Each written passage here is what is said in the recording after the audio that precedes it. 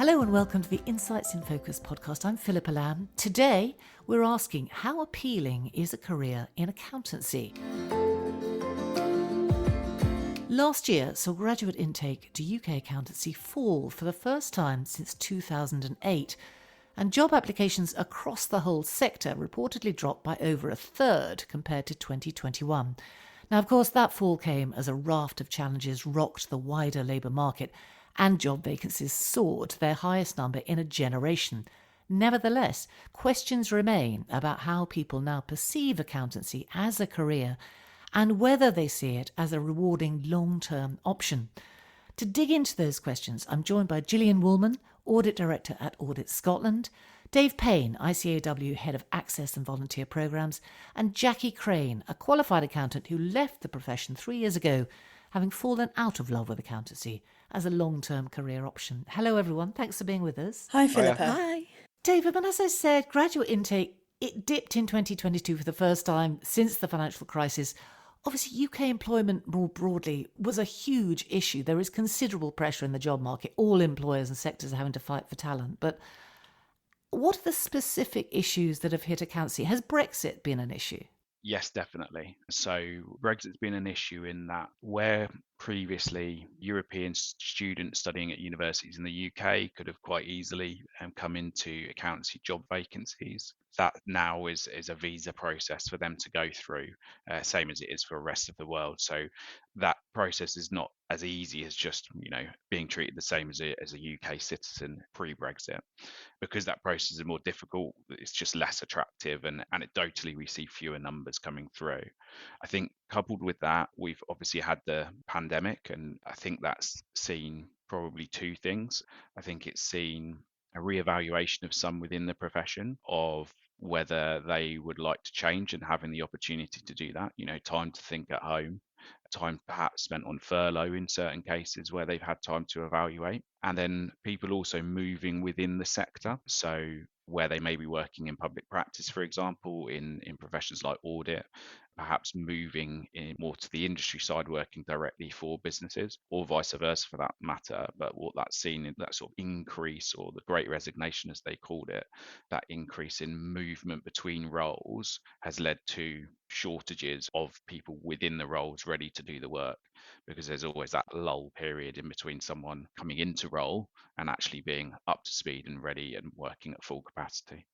Interesting. We'll get deeper into all those issues. But before we do that, I am keen to hear from Gillian and Jackie about their decisions to stay and to leave accountancy, respectively. I mean, Gillian, as I said, you're with Audit Scotland. How long have you worked in audit? I've been working in audit since 1986, so 37 years. Tell me, why have you stayed so long? Is public sector work particularly rewarding for you? I have found through a career in audit I have had tremendous variety. I trained in the private sector in financial services. When the Berlin Wall came down, there was a shortage of English-speaking accountants in Europe, so I was immediately picked up by KPMG Brussels. I moved to Geneva, and I seem to be working on the audits of former Soviet state enterprises, as in the former nations, so the oil and gas as it was explored there. I returned to the UK, I joined the NHS. I loved being part of the NHS, where I was a Chief Internal Auditor for a consortium of NHS bodies. And when the Scottish Parliament was set up, Audit Scotland was formed, and somebody reached out to me and I joined them as an Audit Director in 2001. It's a role I have had all these years, and every 5 years we change our audit portfolio.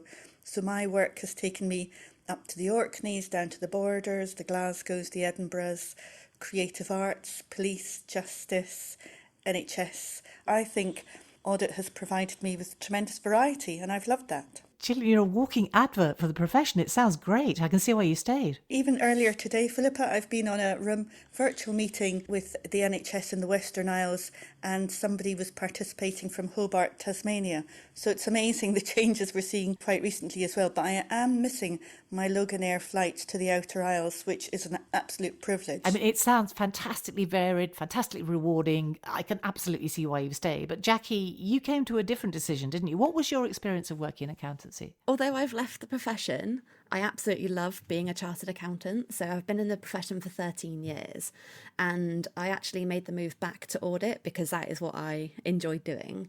I did a few different roles. I was in accounts for small businesses, then audit, then tax, then internal tax technical support. And I did some career coaching, and I thought, no, audit is a thing for me.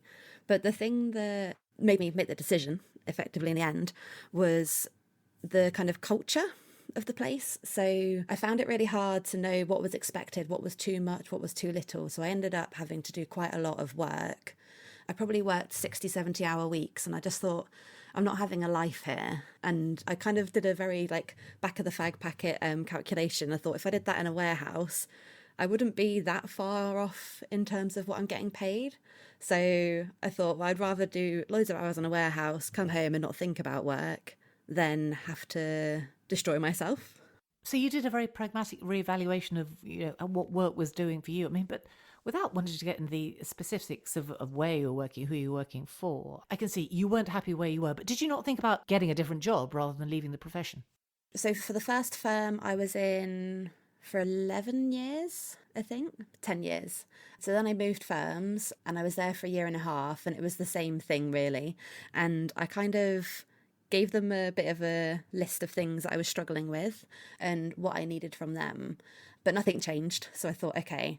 So then I was going to leave and go to a warehouse. But then a client offered me a job as a finance manager. So I tried that for a bit. And I thought, this is as chaotic as it was doing audit. So I thought I just need a break from the profession completely. Do you see yourself going back at any stage? It would have to be a very special company. Dave, it's disappointing, isn't it, to hear about that experience? Should we go right back to the beginning and talk about attracting talent into the profession and audit, I think, in particular? I mean, I know a lot of work has been done on outreach, for example. ICAEW itself does some work around this, but so do many, many employers. I think to Jackie's point around perhaps what was sold wasn't necessarily reality when people came in. Look, I think Gillian's identified there are loads and loads of great things about working in accountancy and audit, getting to work with lots of different organizations, businesses, working in teams. It's a really dynamic profession, one that's at the forefront of things like financial technology, looking at sustainable accounting and how businesses can plan for net zero and account more sustainability, so that it's not just looking at pure profit, but it's looking at things like environmental and social impact as well. Those sustainable businesses that we want to grow in the UK and everywhere, really. But it is about getting people through the door in the first place, isn't it? So routes of entry. Oh, absolutely. So if I look at I've worked at ICAEW about 10 years. If I look at that time, we've seen a huge growth in the amount of people coming from a school leaver route. So that now makes up around about 25% of UK intake coming via school rather than through a graduate route. That's an enormous change, isn't it? Yeah, absolutely. And that's been fueled partly by growth in the apprenticeships and things like the apprenticeship levy as well. So again, the outreach, back to your point about around outreach, we've had to reach earlier into schools so that people are aware and ready for those opportunities. I can think about the increase in year 12 in particular work experience schemes that have grown from a number of firms and businesses offering them, so that on day one that individual is potentially more prepared for the training contract they may be on. I can think of outreach competitions and workshop sessions with schools and all sorts of stuff that's definitely increased, alongside the classic graduate recruitment stuff. Being out on campus at the careers fairs, they still exist. People still go on milk round, as it's called, because you sort of tour around all the universities, the various universities in the UK with your banner and your brochures and all that sort of stuff. That still exists, but I think the other thing we've seen change in outreach as a result of the pandemic, when we couldn't get on campus and we couldn't get into schools, are the digital channels. Huge rise in social media activity and the different social media channels that existed. 10 years ago, Facebook advertising was just coming out. Now Facebook's where parents are. I mean, it still exists, but you're looking at things much more like Instagram, even TikTok and the like. But in a recruitment market as competitive as we're now existing in, should accountancy be looking at older recruits, career changes, retraining, it's not been a huge part of the sector, has it, so far? Certainly not from ICAEW's perspective. So we see a large profile of our students as sort of that 18 to 24, 26. So either straight from school or post university degree. That said, I think two things will probably impact this in the future, and I think we will see a growth in those coming perhaps to the profession later in life. I think the first thing has been the opening up of the apprenticeship levy. So when it first came in, it was restricted to perhaps younger people, but now is open to people at all stages of life. And the government's commitment, coupled with that, on that sort of lifelong learning and retraining for various skills, so that the economy is modern and has the right skills available to it to grow. And then I think necessity for the organisations as well. So, back to the points around Brexit, pandemic, we've seen perhaps a reduction in the talent pool, the size of the talent pool that's available to employers.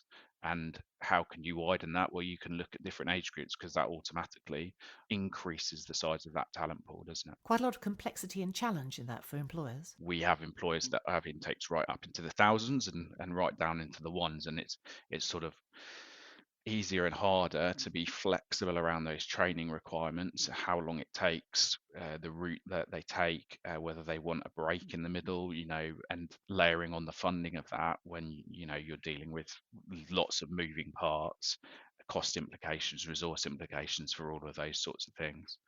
That said, it's balancing that cost and resource against the flexibility that the individual may want when they're going through the training. So extending that idea into diversity in its widest sense, how well do you think the profession's doing on that? So I think it's doing a reasonable job. Could it do better? Are there most sort of business sectors in the UK? Could they do better? The answer is probably yes. If we look at some forms of diversity, if you looked at ethnic diversity of accountancy intake, we would see that we perform well in certain ethnicities, less well in others. If we look at gender diversity, there's been improvements, but it's still not 50-50, or even some would argue it needs to be something like 55-45, because that's the HESA data is around about 55-45, which HESA is the Higher Education Statistics Agency, so it looks at university population. So it's about sort of 42-58 for our intake, or for our student population in the UK. So still some way to travel. It's interesting with some diversity and inclusion work as to how much an employer or a sector can change themselves, and how much are societal phenomena or societal characteristics. So at what age are attitudes around certain careers, certain job sectors, certain employers formed? And they can be fixed very young, can't they? Yeah, absolutely. So there's research to sort of show that a decision for some people whose parents went to university as to whether they will end up at university may even be made before they've gone to school. That's the sort of level we've seen. Whereas for those whose parents haven't gone to university, maybe that decision point is much later, sort of into secondary school. So yeah, it's they can be formed very, very young, and outreach to a nursery, giving them information about accountancy probably isn't something I'd see employers doing or us doing. No, I can see the difficulties there, but I understand the point you're making, because I think, particularly around sex and gender, children, very young children, have been surveyed to demonstrate quite clear ideas about, what sex you need to be a nurse or a doctor or an engineer. And it's disappointing, but it's still the case, isn't it? So presumably accountants are, well, it's an interesting question. What is the image of the profession? Gillian, what's your thoughts on that? Does audit have an image problem? First of all, talking about recruitment, we definitely have the opportunity, and we have been very successful in recruiting people who have done a degree at the age of 40 and have decided to train as an accountant at that stage. And that has been a lady who's brought up her family. We've definitely recruited people who've come back into the profession having perhaps been the trailing spouse and lived overseas for a number of years, and we feel very, very privileged that these people are looking to join us. They are a tremendous asset. We were recruiting to our Aberdeen office, and we were very successful in securing permanently a lady who had trained with the ICAEW in Malaysia, and she is absolutely thrilled to have found her ICAEW qualification from Malaysia being, celebrated, and we were delighted to have her join us in the Aberdeen office. And like all public sector bodies, we have a duty to mainstream equality. So for many years now, we have equality outcomes which we report on every 2 years.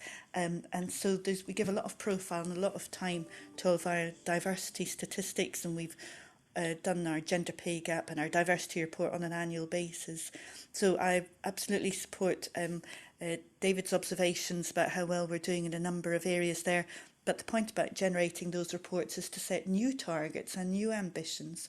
And in particular, for instance, we are very keen to be reaching out and ensuring we're giving every opportunity for less able-bodied people to become chartered accountants with us, and we train through all of our people through ICAS. We tend to have a 48-month contract, and for the first 12 months it's just in-house training before we then send them off on their contracted hours with ICAS. So there's a tremendous amount going on here, I feel, and I hope that any listeners would be encouraged by hearing all of that. What sort of numbers are we talking about, Gillian? We are now in staff, we're over 300 people. That's just recently we've passed that as the Public Sector Audit Agency for Scotland. In terms of our gender split, we are definitely more like, off the top of my head, 51% female, 49% male. Of course, most recently, we currently have Stephen Boyle as the Auditor General, and prior to him it was Caroline Gardner who held that post for 8 years. So we feel, certainly with respect to gender, very good balance, and as David has already mentioned, with respect to ethnic minorities, it's above the national average as a profession that they choose to go down. I think for us, and I was very much attuned to Jackie, and I'm dismayed by her experiences in the audit profession. I do think there is some traditional structures out there where there's maybe a bit of an imbalance between revenue streams and supporting your staff. I mean, the idea of doing 60 to 70 hours is not sustainable to get the very best commitment and loyalty and motivation. In public sector audit, we are very keen on growing our own and retaining our own, and we provide tremendous variety thereafter. Today in Scotland, the headlines are the NHS Overview report that the Auditor General published today. So you don't have to spend all 40 years doing financial auditing. We would use your skill set for data analysis and statistics and performance analysis to look at public service delivery and do a whole variety of things. And it was interesting, your conversation earlier about how we give people the tools to have the very best professional lives. So we will be publishing a report on early learning and childcare shortly. So there's just huge variety, and I think that attracts a huge range of people and retains them, knowing they'll have such variety. Would you say, Gillian, that the nature of the work you do makes it easier for you than, say, the big firms to offer a much more varied career to the people who come and join you? The sort of opportunity you're offering isn't scalable, is it, for the large firms? So I think the large firms, and I have worked with two of the big four, would say that they do have variety these days, but it doesn't touch upon the public services to the depth that we do. I'm sure they'll have their management consultancy divisions and things like this, but we form relationships, and for my financial audit appointments, we're with those clients for 5 years and then we leave. It's a forced rotation, and so you really get out and about. So any recommendations you make, you know whether they're sensible or not, whether they're affordable or not, whether they're going to really have that traction and make the difference that you want to see in public services. So I think that's a really motivating aspect to it all. Should we move on to retention? Because obviously, as with legal qualifications, accountancy, it's a highly transferable skill set. I mean, do we know much, Dave, about why people leave to go into other sectors? The answer is, I think we need to do some more work on it. We're looking at more work on this and understanding why people are leaving, especially in the sort of post-pandemic, post-Brexit, or certainly post-pandemic world. I think Jackie raised a really interesting point around that work-life balance and culture, and often those working hours and conditions potentially are having an impact on people want that better work-life balance, and they don't see that it's available to them within the profession. I think another thing which is having an impact potentially on certainly attractiveness of audit has been how audit has been in the news recently. I think is it the 5-year anniversary of collapse of Carillion recently? Indeed. So trust as an issue, is that what you're talking about? Absolutely. It's almost externally, how is the profession viewed? And if you're working in it, you almost pick up this, you're tarnished by what is actually a relatively low number of collapses, but they're high profile and they make the news. If you looked at it as a percentage of all audits that took place, it would be a very low percentage that haven't been done to the necessary standard and then pick up news such as like Carillion, Patisserie Valerie, and so on. That's what people notice. That's what's reported in the news. And then almost if you're in audit, it's like, oh, well, you can never get audit right. It's resulting in these corporate collapses. You're sort of guilty or tarnished by association to a certain extent. As a result, we're then seeing increased regulation, which is probably the right thing because we need to make sure that these things happen even less frequently, but that increased regulation comes with increased pressure internally for these individuals that are working on audit and other clients for that matter, but within the sort of professional services firms of all sizes. It's more regulation means more work to be doing, and then increased hours and so on, so that sort of snowballs. So I'd cite sort of some of those reasons as potentially why we've seen a drop in attractiveness that's generally been reported to us, and perhaps some people like Jackie leaving the profession. Yes, I mean, Jackie, for you, obviously, you've described some managerial issues, some in terms of sheer hours that you were having to put in. In thinking about things like career progression, personal development, I mean, do you think accountancy is being clear enough that they want to develop and push their people to achieve everything they can? I think in-house, like actually in the companies that I've worked for, no. I think the ICAEW, yes. So I've grown quite a lot in the last 13 years. And being involved with the ICAEW, I met some very like-minded people who want to make the world better, improve the way things are done. And I think that was like a big part of my self-development. But internally, like on the day-to-day job, it was very much get your work done. So managers not using coaching as part of their management style? Yeah, definitely, yeah. I mean, I was looking at some research from the Charter Management Institute on this, and they were talking about accidental managers, the sense that people get promoted but not necessarily trained to equip them to run teams and manage people properly. And the number they put on it was, 80% of managers in the UK, this is across all sectors, they described as accidental managers. And Gillian, do you think that's an issue? Not enough training for people to manage the people below them and to develop them? My own experience was largely very, very well supported, but I have come across environments where there's been quite and I think it chimes in maybe with Jackie's experience, quite a macho environment and quite a lot of presenteeism and an expectation that you would spend very long hours there. One of the wonderful things about going overseas was seeing the different cultures. So I can say to you, when I worked in Belgium, my Flemish colleagues worked really, really hard, but they came in on the dot and they left on the dot. Men and women all had responsibilities with respect to their families, and they all enjoyed small holdings, whereas the expatriates tended to linger a long time, but there was a bit of mucking around going on in the office, and I really respected my Flemish colleagues for getting the right work-life balance, and that was in the early 90s for me, and it has never left me.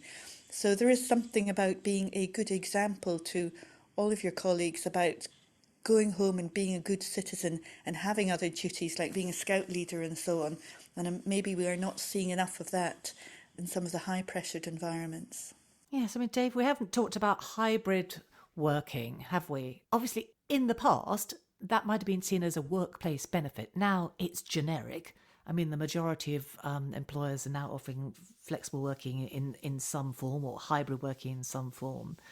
It brings me really to the question of how significant reward is. We haven't actually talked about that. I mean, obviously, historically, reward has not been top of the list when people think about choosing a sector or choosing to move or stay in a job.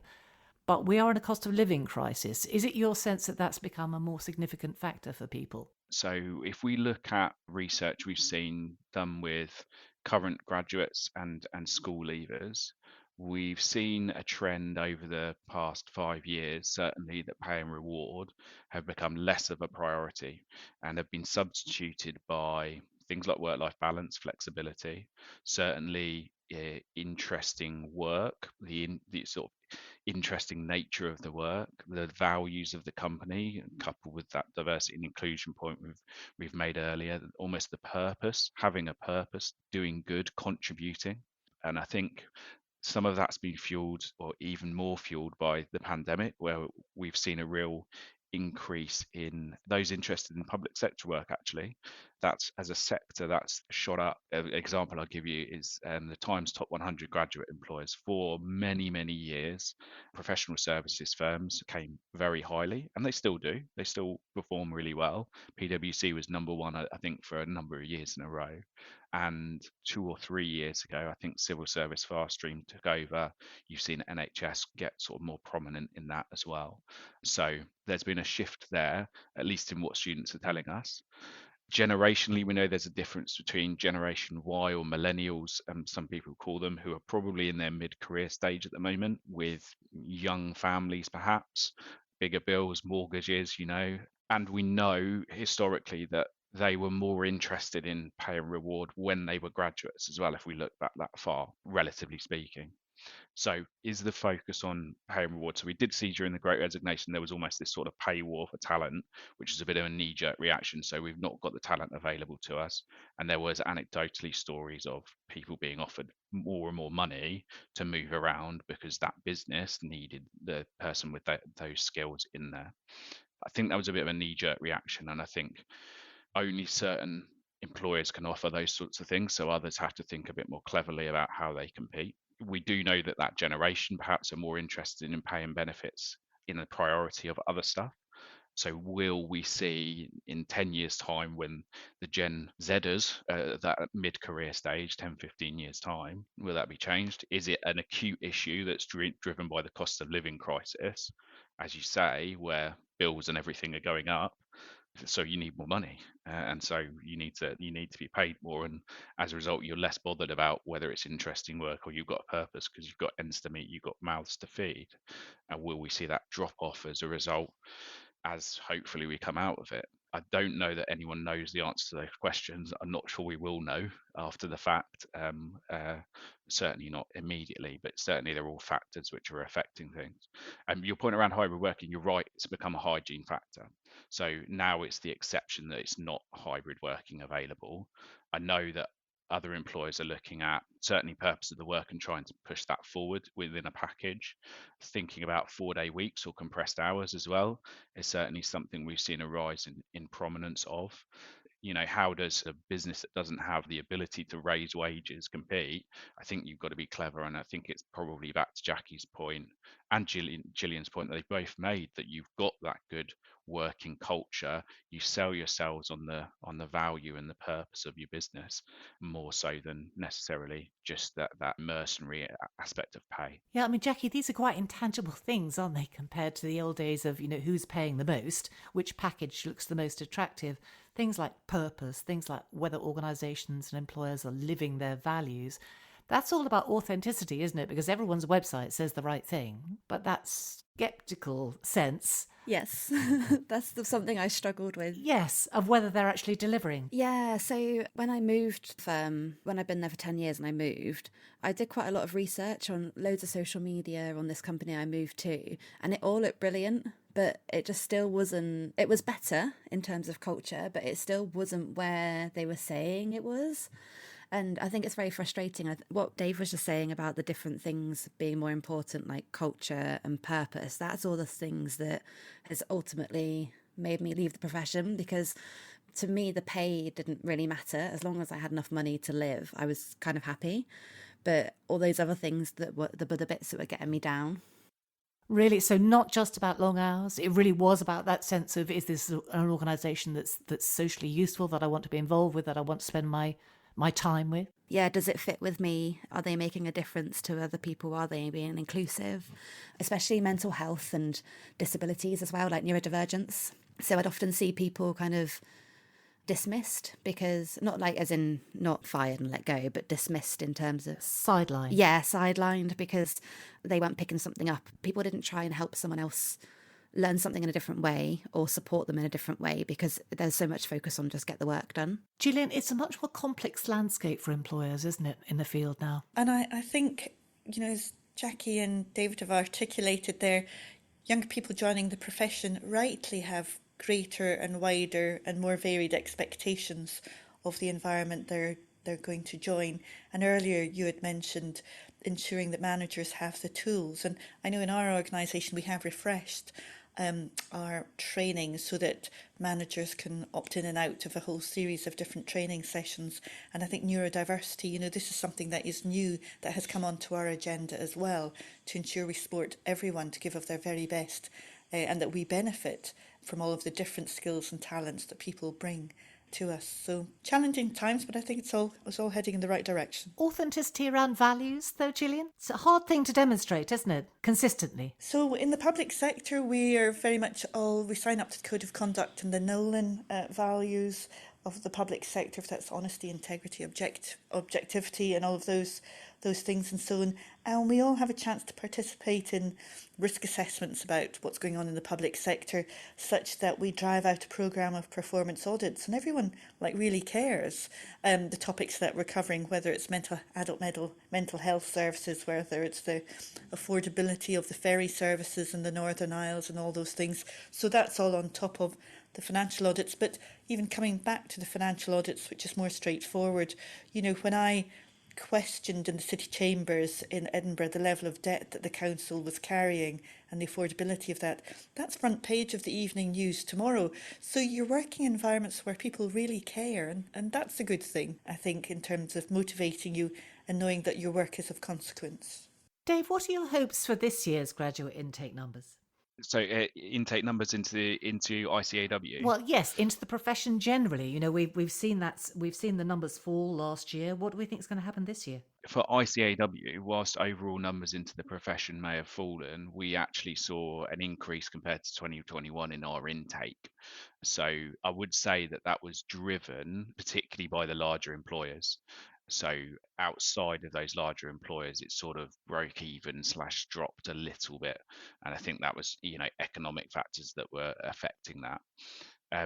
Our hope is we see those numbers stay steady and certainly not drop off. We're not expecting there to be a significant drop off. What I would say is I think people are finding it harder to recruit for that talent and for that intake. We're seeing fewer applications per job role, which in and of itself is not necessarily a bad thing because it makes your pipeline more efficient. But when it does become a bad thing is if you're not getting sufficient applicants of quality. So will employers have to either provide more support to get through the recruitment process? Is it a recruitment process issue? They're not getting through, but actually once they come into the profession, they'll be okay. Or will there need to be more investment in supporting them? You sort of accept a lower threshold in your recruitment process, but you put more effort into supporting those individuals to then become qualified. And that's something I don't know. I mean, just one of the sort of not unintended consequences, but certainly consequences of the pandemic is we have students hitting the job market now who may not have sat a public examination since their A levels. So all through university, they haven't sat in an exam hall, so to speak, and sat a public examination. Now, to qualify as a chartered accountant, to qualify as an accountant, for anyone, you need to pass some examinations. And if that sort of base of exam technique isn't there, will it become more difficult? And so will ICAEW and our employers have to put more effort into supporting those students to make up that gap? So, it's questions like that you don't know. And we sort of don't know the answers to, but could prove to become issues as we exit from the pandemic and not sort of just immediately in the year after, but 3-5 years after. Julie, we've been talking about strategies for bringing people into the profession, keeping them in the profession, but is that actually the end game that accountancy should be looking at? It's a natural progression for people to move into other areas, isn't it? So I chose accountancy because I wanted it as a passport for travel. And it was a passport for travel. I had a fantastic time in Brussels and Geneva, but it was also a passport to other sectors. So despite training in the private sector and in financial services, it was terrific for joining the National Health Service, who were at the forefront of corporate governance. And through our training through ICAEW, we're really very expert in that area as well, and that's what they were looking for. And then I happened to choose to go into the public sector, and I remained as an auditor. But I know that we in Audit Scotland are always very delighted when somebody who's trained and qualified with us goes forward and joins a public sector organisation, working their way through the finance function, rising to becoming the statutory officer or the director of finance there. Right. It's a great foundation, I think, for many different careers and, you know, for running businesses and for being chief executives. And we know that's reflected in the FTSE 100 figures, although I couldn't tell you what that is. It's an optimistic note to close on that, Gillian. Thank you. And thank you to all three of you for being with us today and sharing your expertise. Thanks for having me, Philippa. Thanks, Philippa. Thank you, it's been a pleasure. The next Insights podcast will follow the spring budget on March 15th. The panellists from our recent Christmas and New Year episodes, ICAEW's Ian Wright, Santander UK's Francis Hark and David Williamson of the Sunday Express, will be back with us to dissect how the Chancellor's announcements will affect the UK economy and indeed finance professionals in particular. Later in March, we'll be bringing you the next In Focus podcast exploring public sector audit and assurance at local authority level. Join us for those, and please do rate, review and share this episode. In the meantime, subscribe to the series on your favourite podcast app so you never miss an episode. Thanks for listening.